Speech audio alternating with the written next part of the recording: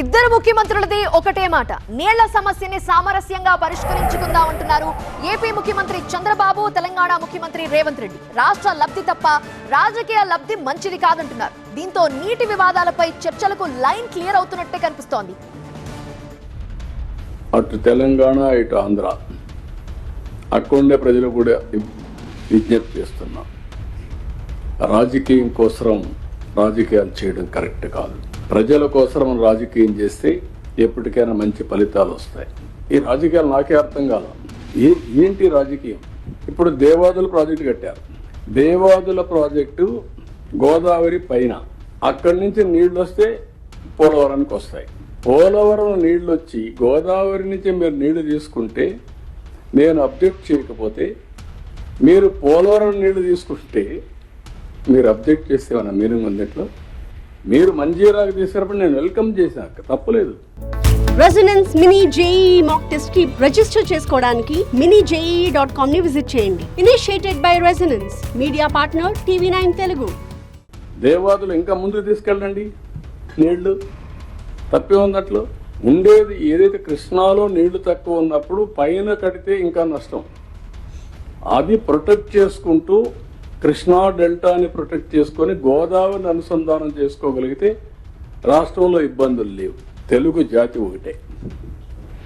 ఇచ్చిపుచ్చుకునే ధోరణి ఉండాలి కానీ ఎంచోకన ఇద్దరి మధ్యలో విరోధాలు చేసి ఆనందపడే పరిస్థితి రాకూడదు. సెంటిమెంట్స్ ఆడుకోవడం మంచిది కాదు. అదే చెప్తాను. నేను దానికే కట్టుబడి ఉంటా, భవిష్యత్తులో కూడా ఉంటా. There is no second thoughts. న్యాయస్థానాల దగ్గరనో ఇతరుల దగ్గర పోయి పంచాయతీ తెంచుకునే కంటే మనమే కూర్చొని మన సమస్యల్ని సామరస్యపూర్వకంగా పరిష్కరించుకోవాలనేదే మా విధానము. మేము వివాదం కోరుకోవడం లేదు. నేను మరొక్కసారి ఈ వేదిక మీద నుంచి చెప్పదలుచుకున్నా. నేను శాశ్వత పరిష్కారాన్ని కోరుకుంటున్నా. ఇది రాజకీయ ప్రయోజనం కాదు, ప్రజల ప్రయోజనము, రైతుల ప్రయోజనము. ఇలాంటి అభివృద్ధి జరగాలంటే పక్క రాష్ట్రంతో కూడా మనకు సయోధ్య ఉండాలి, పక్క రాష్ట్ర సహకారం కూడా ఉండాలి. అందుకే రెండు రాష్ట్రాలు ఇచ్చిపుచ్చుకునే ధోరణిలో ముందుకు వెళ్ళాలి. పక్క రాష్ట్రంతో తప్పకుండా చర్చలు కొనసాగుతాయి. పక్క రాష్ట్రాలతో వివాదాలు పెట్టుకోవాలన్న ఆలోచన మాకు లేదు.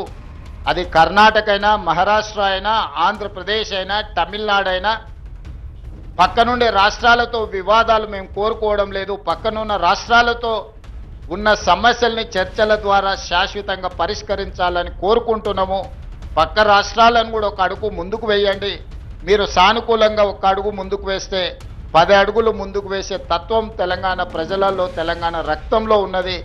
నేను నిన్న కూడా ఒక మాట అన్నాను. ఎందుకు అనవసరంగా తెలుగు జాతి మధ్య విద్వేషాలు పెట్టుకుంటాం? నేను ఒకటే చెప్తున్నాను, నాకు కావాల్సింది గొడవలు కాదు, నా జాతి ప్రయోజనాలు, తెలుగు జాతి ప్రయోజనాలు, నన్ను ఎన్నుకున్న ఆంధ్రప్రదేశ్ రాష్ట్ర ప్రయోజనాలు ఎట్టి పరిస్థితిలో ముందుకు తీసుకుపోతారని మరొక్కసారి హామీ ఇస్తున్నా.